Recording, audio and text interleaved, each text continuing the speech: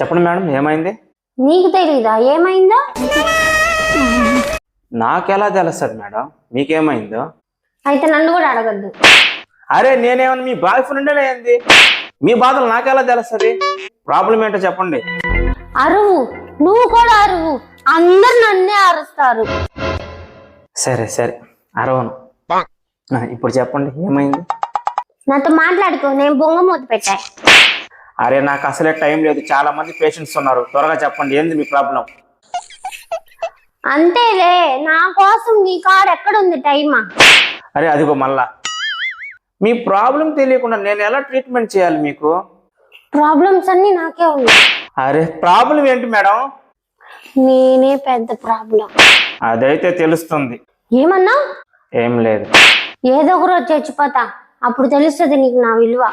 నీకు దండం పెడతాను మేడం, మీ ప్రాబ్లం ఏంటో చెప్తే కదా నేను ట్రీట్మెంట్ చేసేది. నీకు అంత ఇబ్బంది అయితే నాకు చేయకు ట్రీట్మెంట్, వదిలే. నేను డాక్టర్ని, అలా వదలలేను. చూసావా మళ్ళీ అరుస్తున్నావు.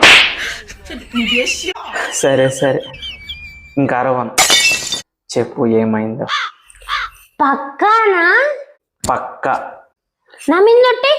నీ మీదొట్టు. సరే ఇప్పుడైనా చెప్పొచ్చుగా ఏమైందో? ప్రాబ్లం ఏమీ లేదు. మరి ఇక్కడికి ఎందుకు వచ్చారు? ఇంటికి వెళ్ళండి. అసలు నీకు నా మీద ప్రేమే లేదు. ఏమి ఇంకోసారి అడగచ్చుగా ఏమైందని. ఇలాంటప్పుడే గుండె రాయి చేసుకోవాలి. సరే మా బుజ్జి, మా బంగారం కదా, చెప్పండి ఏంటి మీ ప్రాబ్లం? ఏమీ లేదు.